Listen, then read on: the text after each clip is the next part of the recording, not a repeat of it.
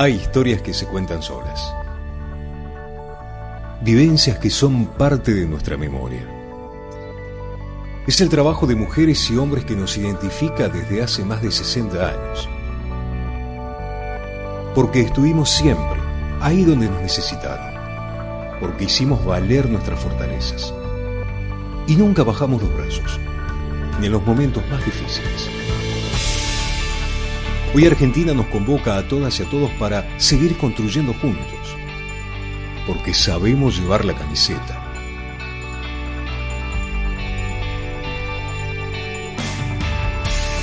En cada laboratorio, en el territorio que conocemos, en el saber que generamos todos los días. Nuestra bandera son millones de compatriotas, de La Quiaca a Ushuaia, con quienes escribimos esta historia. Y lo seguiremos haciendo, porque contamos con lo más importante que puede tener toda buena historia: sus protagonistas. Son ustedes. Somos INTA. Es Argentina.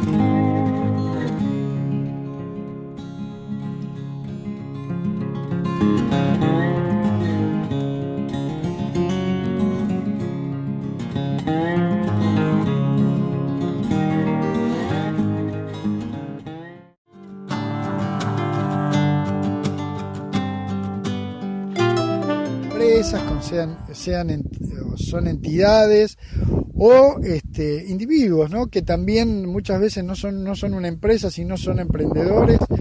Es una relación más que fluida.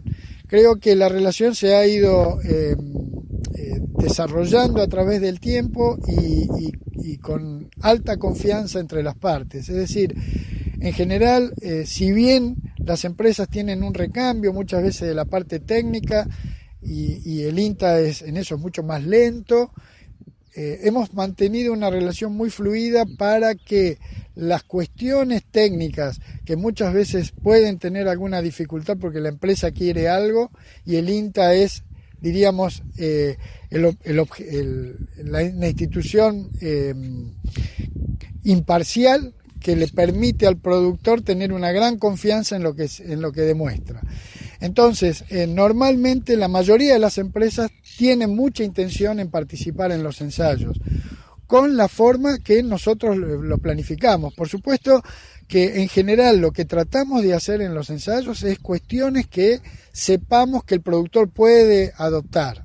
O sea, no cosas extrañas que quizás tengan una complejidad que no va a servir a hacer una demostración, porque salvo que sean cosas muy novedosas que uno percibe, como institución percibimos que en el mediano plazo va a ser muy importante, entonces nos adelantamos juntamente con las empresas que lo proponen.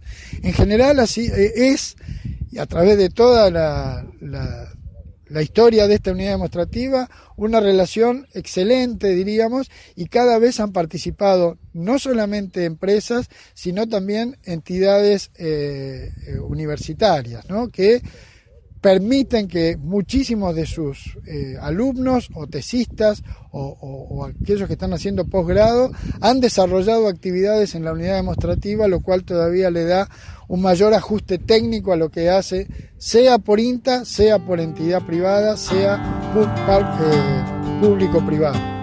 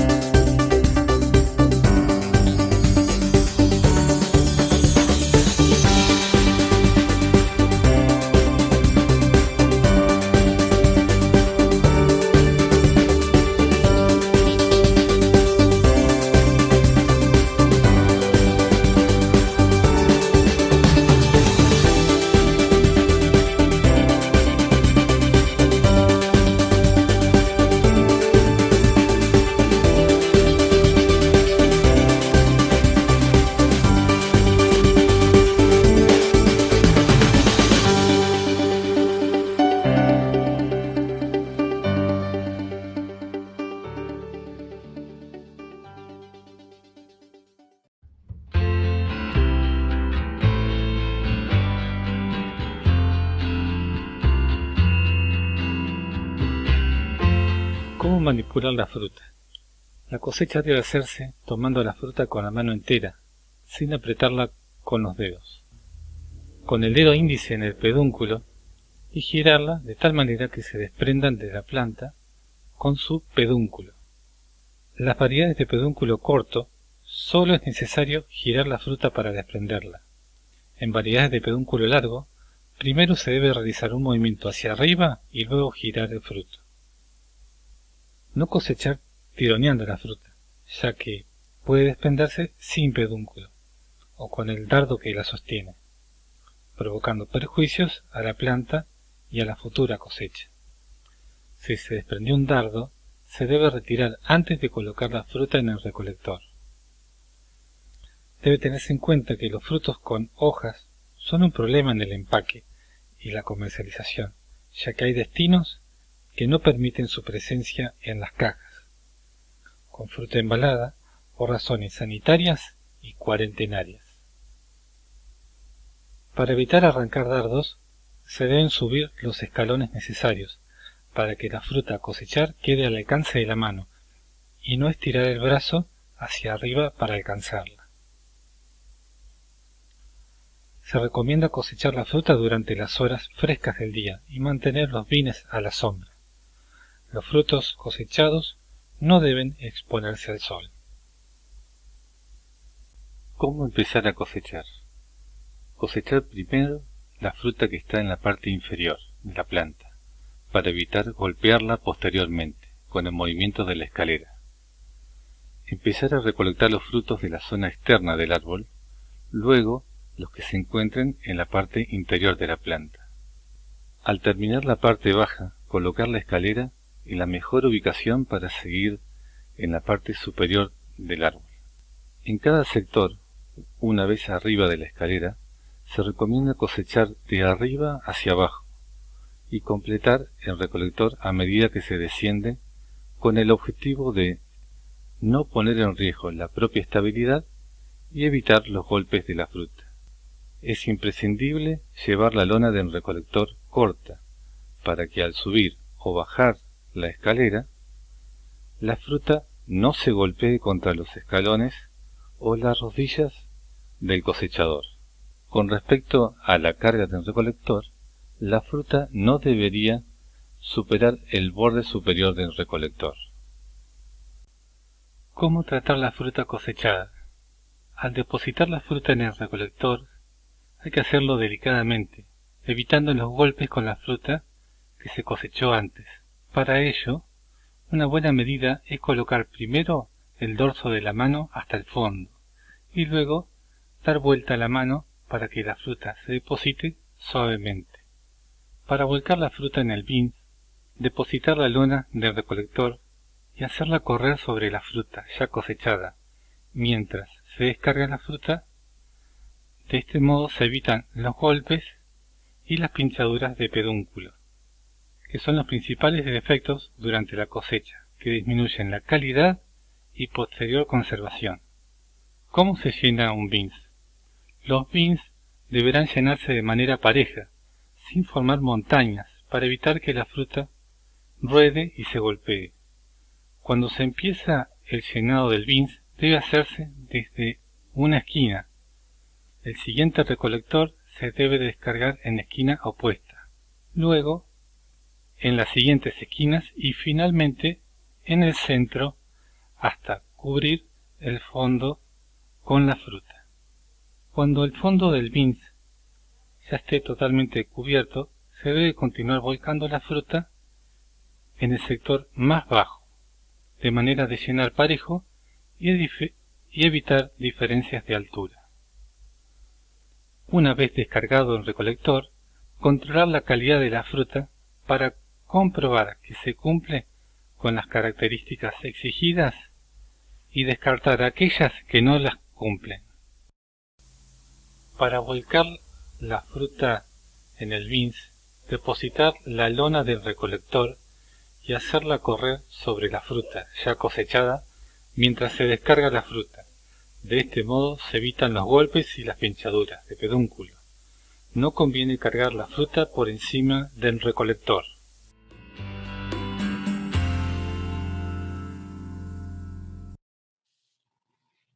vamos a ver, le puse ahí Corniculatus, que es el cultivado, y Lotus tenuis abajo, para que vean el diferente porte de planta.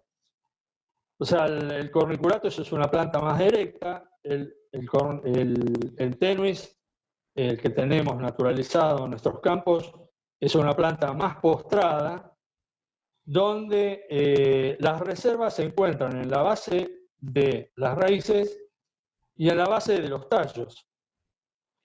En el caso del Lotus tenuis, como gran parte de los tallos están postrados y pegados al piso, entonces no va a tener demasiados problemas tampoco con el tema de reservas.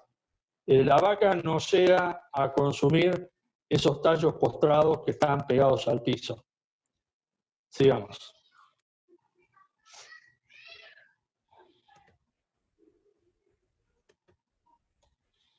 Bueno, entonces básicamente, resumiendo, hay dos parámetros que tenemos que tener en cuenta para el manejo del pastoreo de las especies. Uno es la intensidad, que es hasta dónde vamos a comer a la especie, y esto va a depender de la carga, o sea, de la cantidad de animales, más vale de la cantidad de kilos que pusimos en el potrero y el tiempo que estuvieron. De eso va a depender hasta dónde van a comer. O sea, va a depender de mí, del manejo que le dé, si van a comer más arriba o más abajo. Sigamos.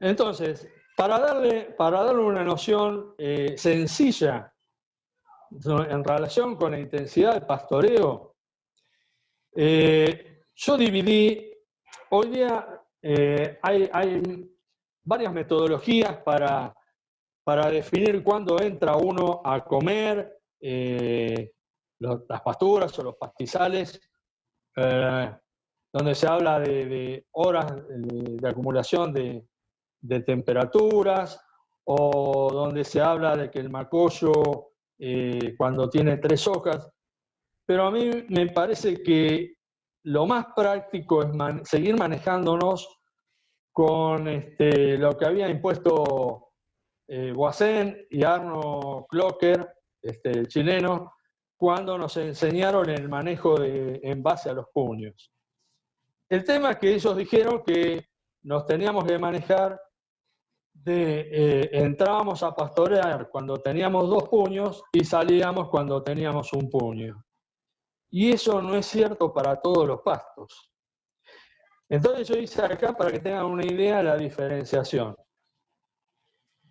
En las forrajeras altas es cierto eso de conviene entrar cuando tenemos 2 puños y salir cuando tenemos 1 puño de altura de remanente. ¿Por qué? Porque en general en estas especies vamos a estar dejando un remanente fotosintético, o sea, ese remanente de hoja, si nosotros respetamos ese puño de altura de salida. Básicamente lo que nosotros buscamos es eso, que quede un remanente de pasto. Si nosotros cuando salimos del lote, el lote se ve blanco, quiere decir que lo sobrepastoreamos. Si se ve verde, quiere decir que está adecuadamente pastoreado porque quedó un remanente de hoja.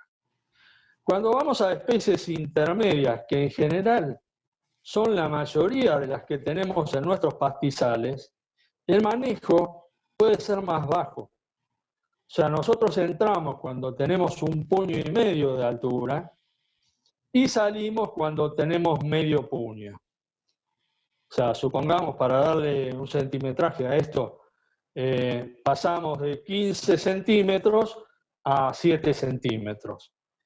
En general, con ese manejo vamos a tener una adecuada producción de estas especies.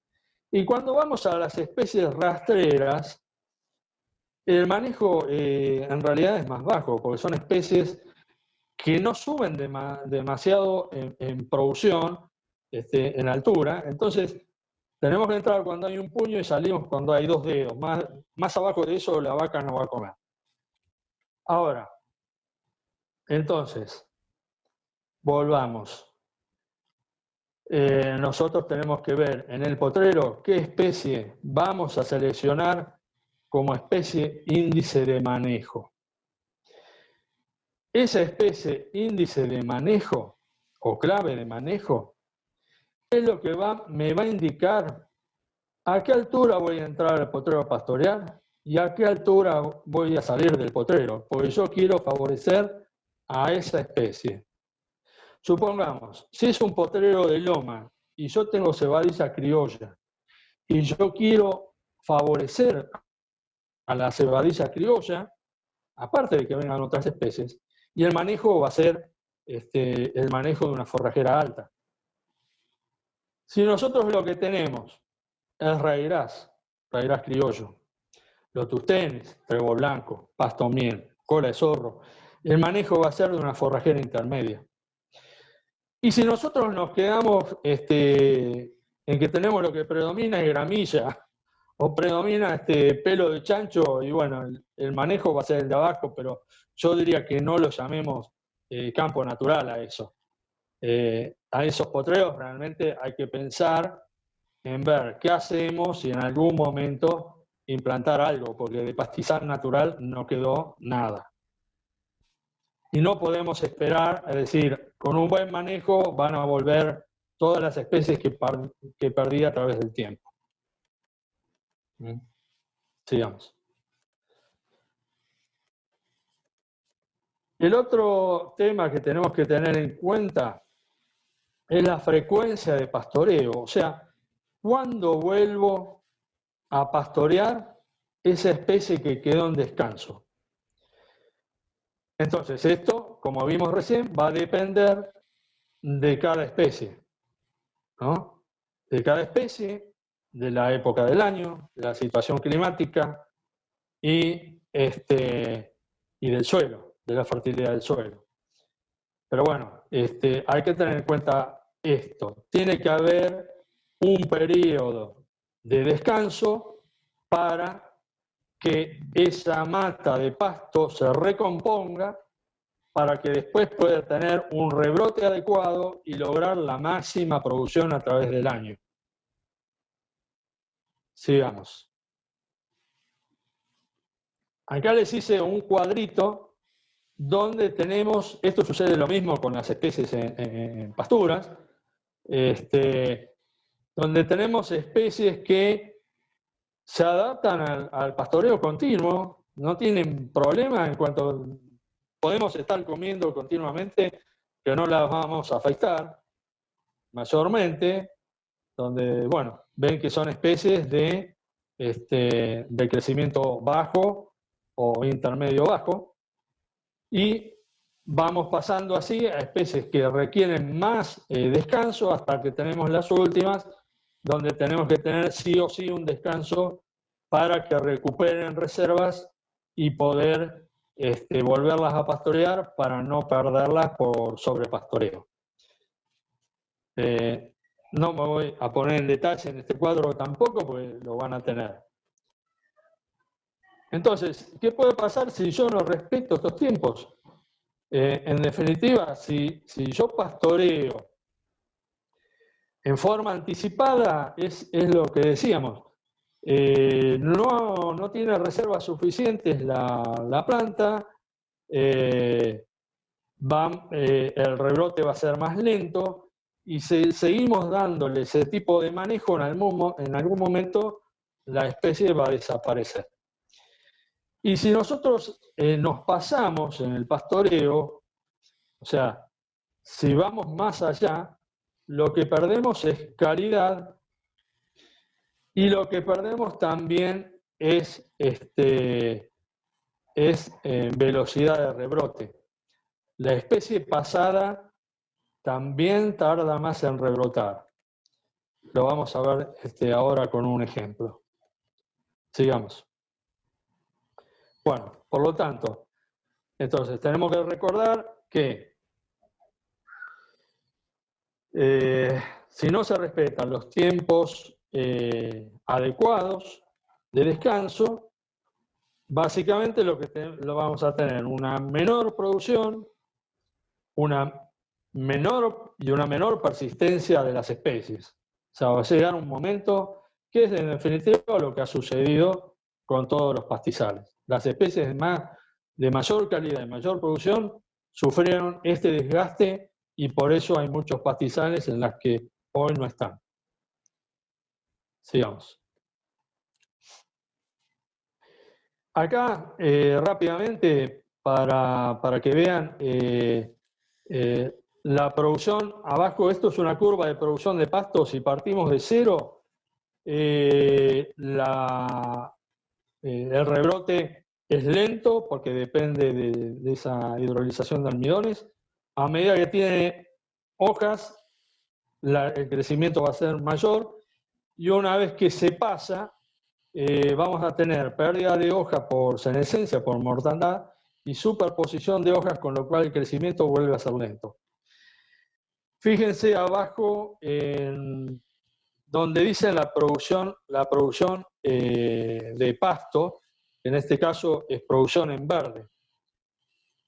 Fíjense, en los primeros 9, serían 9 días o 18, depende de si es primavera o si es otoño, tenemos 1.800 kilos de materia verde.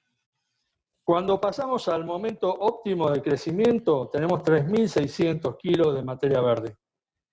Y si nos pasamos, si la pastura está pasada, tenemos 960 kilos de producción de materia. O sea, es menor la producción cuando la pastura está pasada que si está corta si pastoreamos en forma anticipada. Sigamos. Y esto es un ejemplo tomado con cortes de Poa ligularis. Es la única especie invernal que tenemos en las zonas de pastizales de San Luis, donde, fíjense, no solamente si pasamos de un pastoreo continuo a un pastoreo rotativo, va aumentando, está tomado el peso por planta. Aumenta la corona, significa que la planta es más grande. Aumenta el peso de la planta, pero también aumenta el peso de las raíces. ¿Esto es lo que significa? Que lo que vemos arriba es lo mismo que está sucediendo abajo.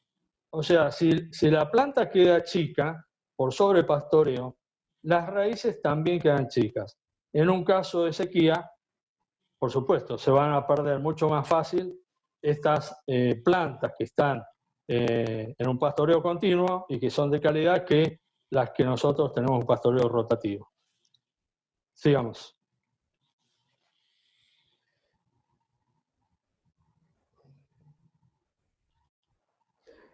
Esto en forma rápida, para que tengan una idea.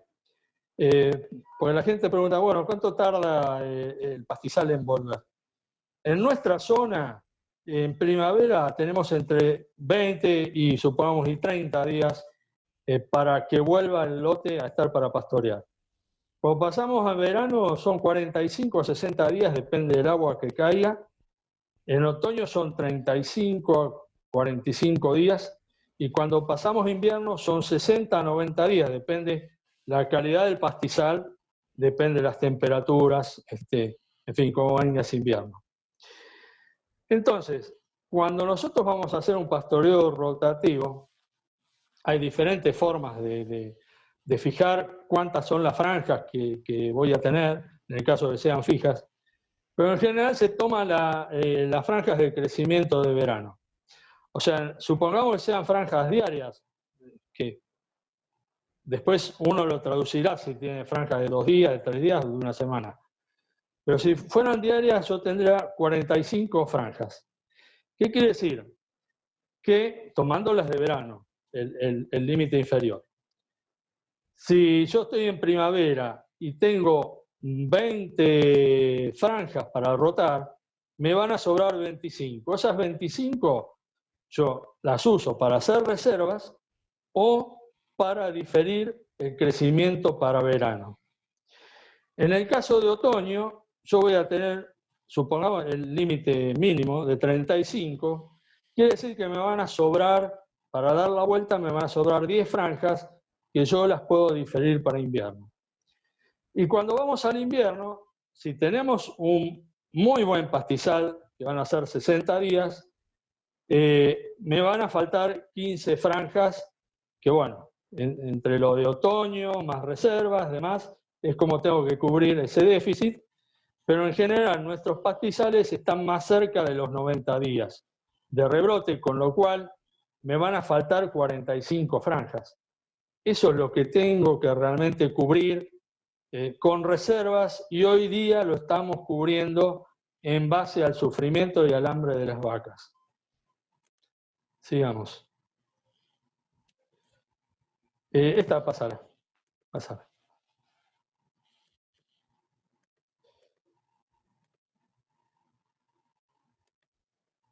Entonces, el otro tema fundamental es que para saber, para manejar cargas, nosotros en principio tenemos que saber qué cantidad de pasto estamos produciendo en nuestros establecimientos, cosa que por supuesto no tenemos ni idea. Nos manejamos por cargas en base a lo que se maneja en la zona. O sea, si la zona maneja media vaca por hectárea, yo pongo media vaca por hectárea. Si es 0,75, pongo 0,75. Pero en realidad deberíamos saber por qué hay diferentes producciones de acuerdo al tipo de pastizal que tenemos. Entonces, si nosotros ponemos la media de la zona y mis pastizales producen menos, ahí es donde viene el problema del sobrepastoreo, sobrecarga y la hacienda que no se preña. ¿Por qué? Por hambre. Porque lo que requiere la hacienda es mayor que lo que producen los pastizales que yo tengo en el establecimiento. Sigamos. Entonces, medir el pasto. ¿Por qué?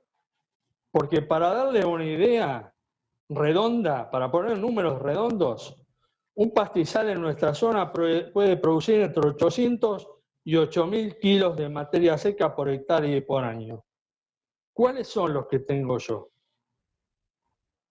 Como ven, realmente tenemos que tomar conciencia de que tenemos que tener idea de qué cantidad de pasto estoy produciendo en el campo para, en base a eso, saber qué cantidad de hacienda puedo manejar.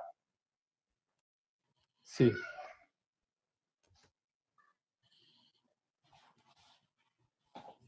El otro tema es, bueno, la eficiencia de utilización, que es comer mejor el pasto. Sigamos.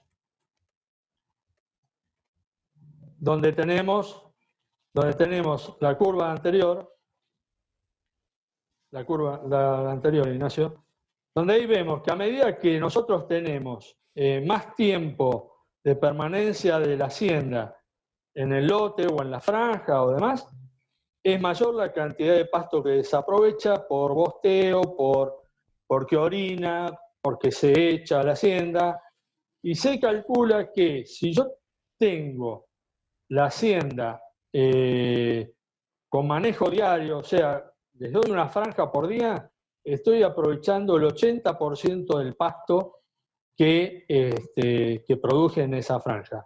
De ahí en más voy a ir disminuyendo el aprovechamiento del pasto. Eso también lo tengo que tener en cuenta, porque no es solamente lo que produje, sino lo que realmente voy a usar con la hacienda. Sigamos. Entonces, acá vamos a ver unas diapositivas en forma rápida, como para dar un ejemplo concreto de lo que estuvimos hablando. Esto es cebadilla criolla. Realmente sería fabuloso que lo tuviéramos ahora, que estamos en un periodo de sequía y una helada atrás de las otras y los campos pelados. Pero bueno, este es un tipo de ejemplo de pastura pasada, o de pastizal pasado, donde está revolcado el pasto. Acá tenemos un caso de la misma que está pasada, para entrar a pastorear con la que le falta. En general, ¿cuándo sería adecuado, aparte de lo que les dije del puño, de los 2 puños y demás? Lo que vemos es cuando se empiezan a cruzar las hojas de las plantas contiguas, ese es el momento adecuado para entrar a pastorear. Porque a medida que la dejamos, va a haber superposición de hojas y disminuye el crecimiento. Sigamos. Bueno, ahí tenemos en la pastura pasada la cantidad de material que se pierde, que bueno, para los lombrices es genial, pero es pasto que perdimos de consumo para las vacas. Sí.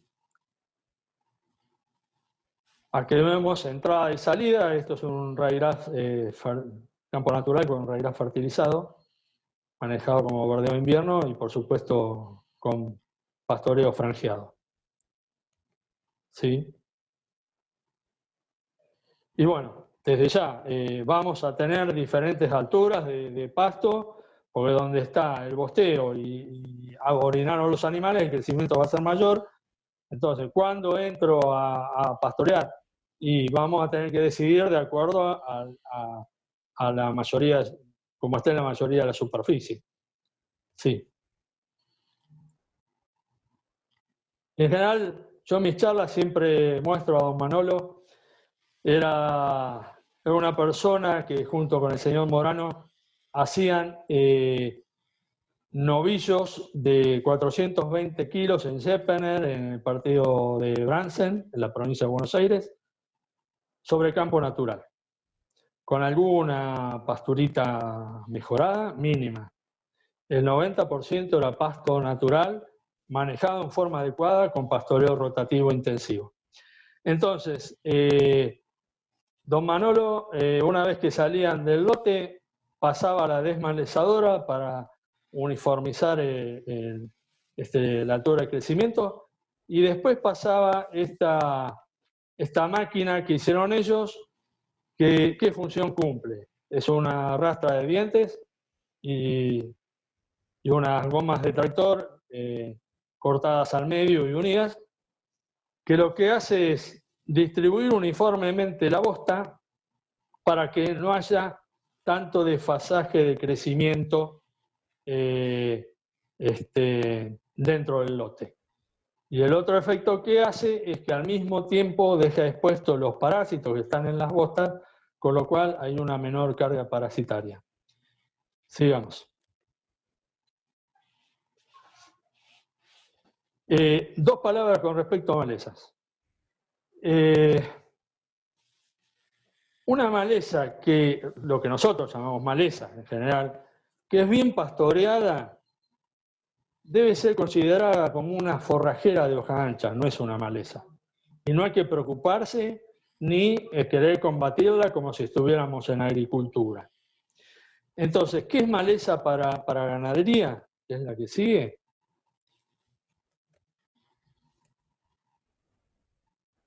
En principio, aquellas plantas que atenten contra la persistencia de las especies clave que nosotros tenemos en el potrero. Eso es maleza. Por supuesto, las tóxicas. Y si nosotros tenemos, hay plantas que son pastoreadas, pero solamente si obligamos a la hacienda a comerlas, esas también deben ser tratadas como malezas. ¿Por qué? Porque para que coman esas especies, primero tuvimos que haber sobrepastoreado las especies de calidad que son las que queremos conservar. Entonces, en este caso, en estos 3 casos, es donde tenemos que hacer un control, ya sea por manejo del pastoreo, por corte o, si con eso no alcanza, con el uso de herbicidas de acuerdo a qué es lo que tenemos y a la especie o la planta que tenemos que controlar. Sí. Y por último, en la mayoría de las especies que tenemos en pastizal natural, si queremos hacerlas perdurar, en algún momento tenemos que dejar que semillen para tener una resiembra. ¿Eso es uniforme? No. En general lo que tenemos que hacer es ir siguiendo las especies que nosotros consideramos que son las útiles para cada potrero. Si yo fijé cebadilla y veo que está disminuyendo la cantidad, la densidad, la cantidad de plantas de cebadilla en el lote donde yo fijé que era cebadilla, bueno, ese año yo tengo que dejar semillar para volver a tener la densidad de plantas de cebadilla que yo considero que es la adecuada. Pero esto no va a ser todos los años. Si yo tengo un buen manejo y si son perennes, tenemos que ir siguiendo y en base a eso decir, este potrero este año lo voy a dejar semillar, ¿en qué momento? Depende si son de invierno o si son de verano. Sigamos. Volvamos al grafiquito de los ciclos. Fíjense, las de invierno, ¿cuándo van a producir semilla? En la primavera. Y las de verano van a producir durante todo el verano. O sea, tenemos una mayor posibilidad de elección de cuándo cerrar en alguno de esos ciclos continuos que tienen de producción de semilla. Sigamos.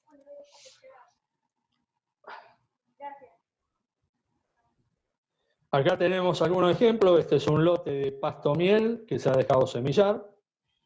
¿Sí?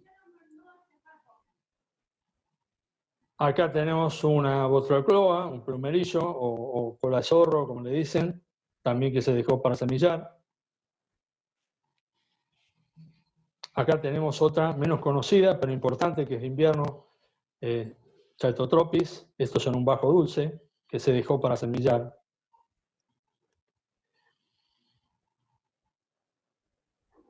Y bueno, y acá tenemos el caso, digamos, la especie anual que queremos dejar fundamentalmente en la zona y que está prácticamente en todos los pastizales es el raigras anual. Mucha calidad, mucha producción. Hay que dejarla semillar todos los años durante todo el ciclo.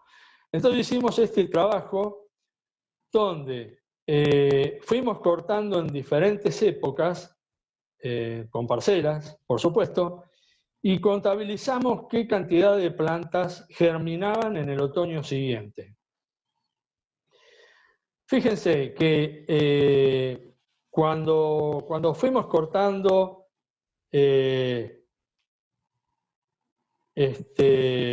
yo les diría, hasta el 20 de octubre, prácticamente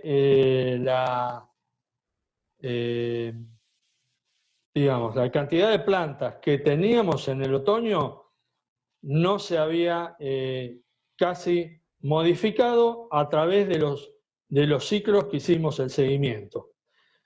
Para que ustedes se den una idea, este raigras en general se maneja como bordeo de invierno, también se puede manejar dentro del pastizal como una pastura.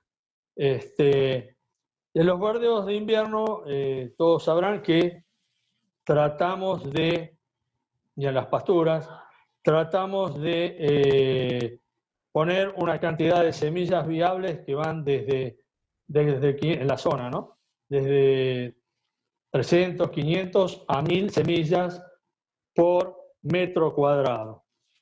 Fíjense la cantidad de plantas que salen del raigras cuando semillan, cuando se deja semillar.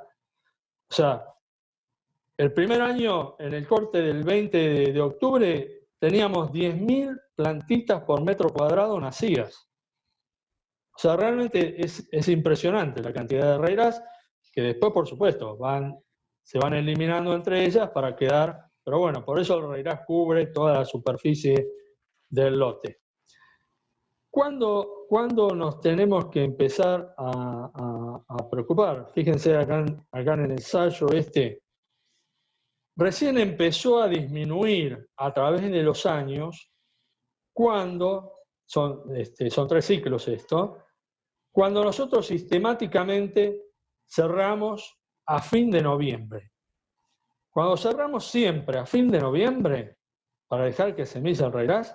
El primer año no pasó nada, tuvimos, digamos, y el segundo tuvimos 5.000 plantas, pero después se empieza a disminuir. Y ni decir cuando directamente no le dimos descanso porque se cerró el 20 de diciembre, donde ahí prácticamente levantamos toda la semilla. Ahora fíjense que aún levantando toda la semilla, seguimos teniendo plantas de raíz en el transcurso de los diferentes ciclos. ¿Y esto por qué? Porque el raíz trata de defenderse y producir una cantidad, aunque sea mínima, de semilla. Para eso, ¿qué hace?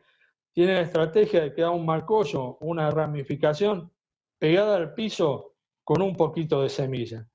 Entonces, aunque esté la hacienda, esas ramitas, esos marcollos, no los puede comer.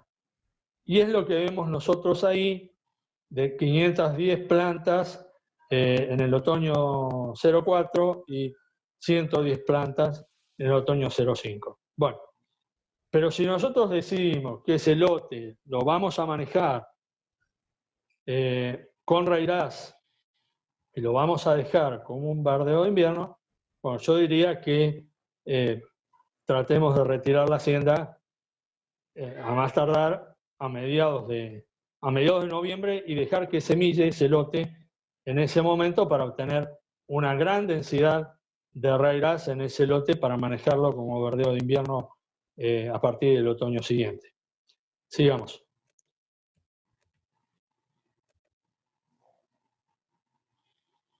Bueno, estas son las últimas, porque al ingeniero Rossi una de las preguntas fue el tema de la semilla y cómo hacemos para obtener semilla para repoblar los pastizales. Bueno, una de las cosas que se están haciendo es rollos con semilla, donde un lote que tiene especies de buena calidad, que a mí me parece que la tengo que pasar a otro lote, yo lo dejo semillar, hago rollos y lo doy de comer a la hacienda en el otro lote que yo quiero sembrar. Ahora, hay que tener ojo con qué malezas hay y después ojo con el remanente. No cortar al ras, porque después de esa confección de rollos viene la época de calor y de seca, y si nosotros cortamos al ras vamos a tener mucha pérdida de plantas. O sea, tratemos de respetar la altura de corte que teníamos para el pastoreo con la altura de corte cuando vamos a hacer reservas. Sí, la que sigue. También podemos hacer cosecha de semilla como cosecha y siembra a vaca, donde directamente dejamos semillar el lote que queremos cosechar la semilla, mandamos a comer y después mandamos a la hacienda el lote que queremos sembrar. Y por último, para ir a algo más moderno y novedoso, máquinas para cosechar semillas de pastizales. En este caso es una máquina que se diseñó en La Pampa, la Universidad de La Pampa, en Tanguil, que se maneja a través de rodillos de cerda. Los uruguayos tienen algo similar, que la bautizaron Taita, y en el caso de los uruguayos tienen también algo más casero, que se pone también delante de la camioneta, y que ellos le llaman paspalera, y es para cosechar semillas de pasto miel, para sembrar. Es un medio tacho que le ponen adelante un fleje dentado, que lo fabrican y lo sueldan, y lo van pasando por el lote donde está semillado el pasto miel y cosechan esa semilla.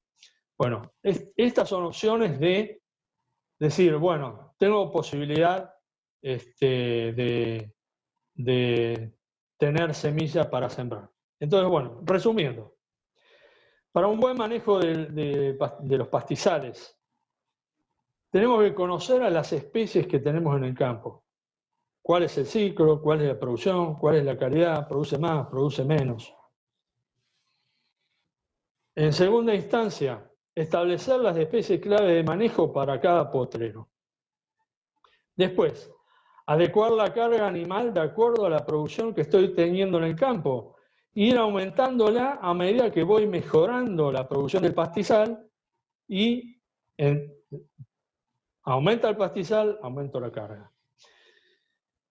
Después tener apotrerar para lograr un pastoreo uniforme y dar descansos periódicos para facilitar el rebrote.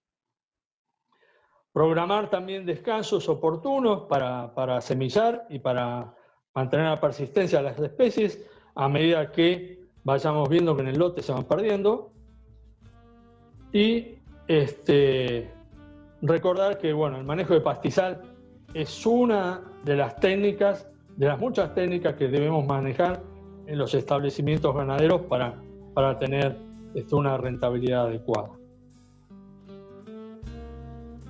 Sigamos. Entonces, simplemente acá termino. Esto fue tratar de hacer un raconto rápido de lo que es el manejo. En algún momento seguramente haremos diferentes encuentros para profundizar en lo que es el manejo, pero recordad que un buen manejo permite mejorar la rentabilidad.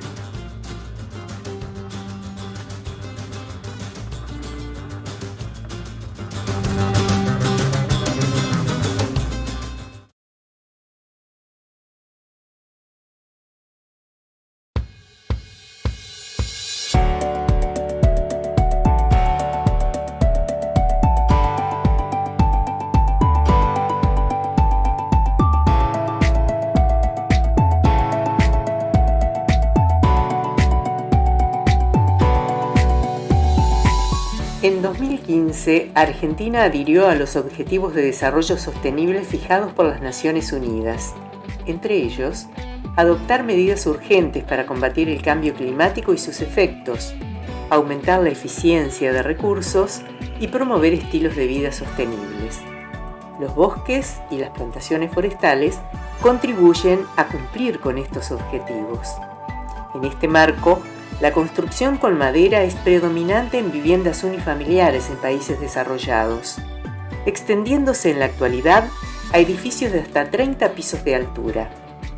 Este tipo de construcción y el uso de la madera como material estructural se ha revalorizado en todo el mundo a causa de sus buenas prestaciones y sus aptitudes frente al cambio climático. Estos sistemas constructivos atienden a la sustentabilidad ambiental y son una alternativa al déficit habitacional. El INTA, adhiriendo a este acuerdo internacional y a los Objetivos de Desarrollo Sostenible, realiza acciones que promueven la construcción en madera. Desde el Programa Nacional Forestal y la Gerencia de Infraestructura, en conjunto con otras instituciones público-privadas, se articulan esfuerzos para la adopción de métodos de construcción en madera. Para ello, el INTA estudia los bosques, la calidad de la madera e impulsa su utilización en la construcción. Capacita, difunde y adopta los sistemas constructivos en madera.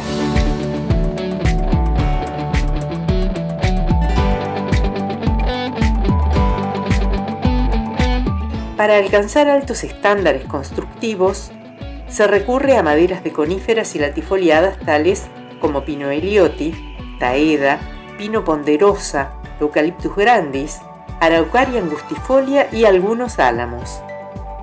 Se utilizan las maderas aprobadas en las normativas nacionales, IRAM para clasificación de madera estructural y el Reglamento de Cálculo Estructural CIRSOC 601, entre otras, que permiten que la madera sea tratada como cualquier otro material.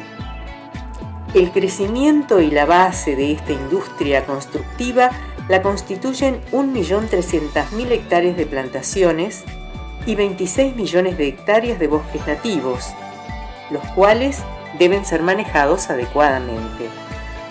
¿Por qué se promueve la construcción con madera? Reduce el uso de recursos naturales no renovables. Posee menor demanda energética para su fabricación. Es un sumidero de dióxido de carbono. Es un material renovable, reutilizable, reciclable y biodegradable. Es económico energéticamente. Presenta bajo costo de mantenimiento. Es un sistema simple, de sencilla construcción y aprendizaje. El uso de la madera en la construcción genera un círculo virtuoso que contribuye a la expansión y mejora de los bosques.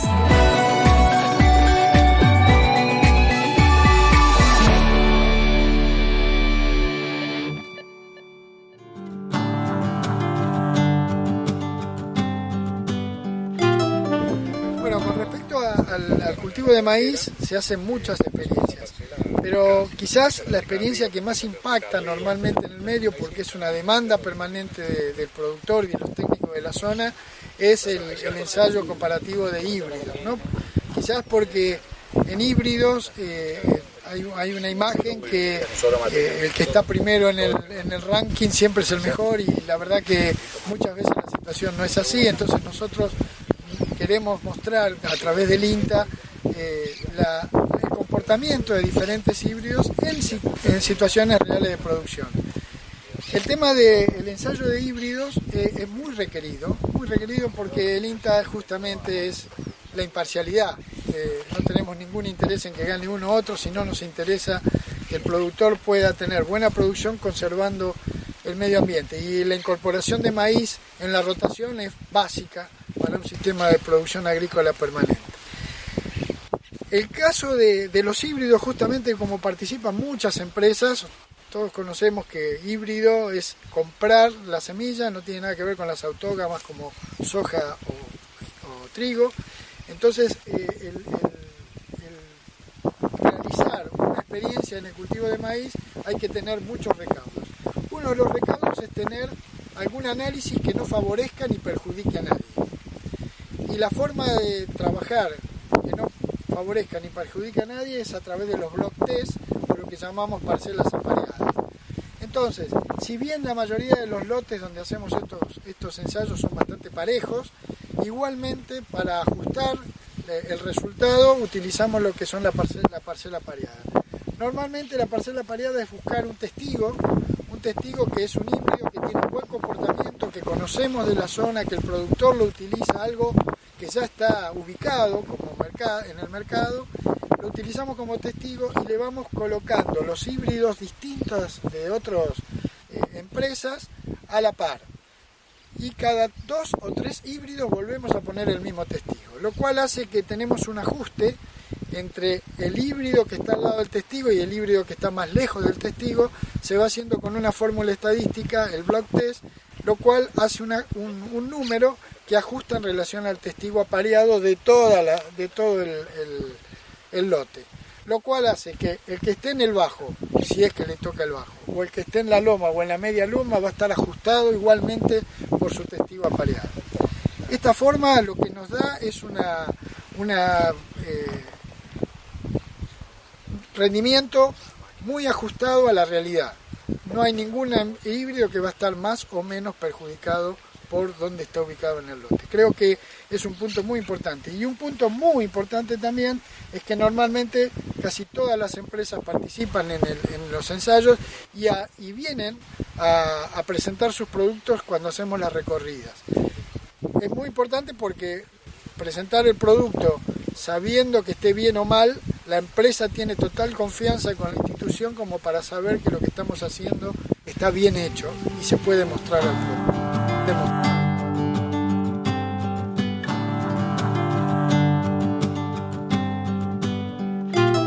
Tenemos algunos convenios particulares muy estrechos con la Universidad Nacional de San Antonio de Areco, que no hace mucho ha sido creada, aproximadamente hace 5 años, y tiene carreras que están dirigidas hacia la producción agropecuaria, ingeniero zootecnista, técnico en producción agropecuaria. Hay algunas carreras que permiten una relación muy fuerte en la parte práctica de los alumnos o de los que van a hacer alguna tesis con la unidad demostrativa. Lo mismo pasa con la Universidad del Salvador, que está ubicada en Pilar, que no queda muy lejos de San Antonio de Areco, lo cual permite también una relación que se tiene de más de 20 años, donde han pasado más de 150 tesistas durante toda esta historia, que lo que hacen es realizar sus trabajos de tesis dentro de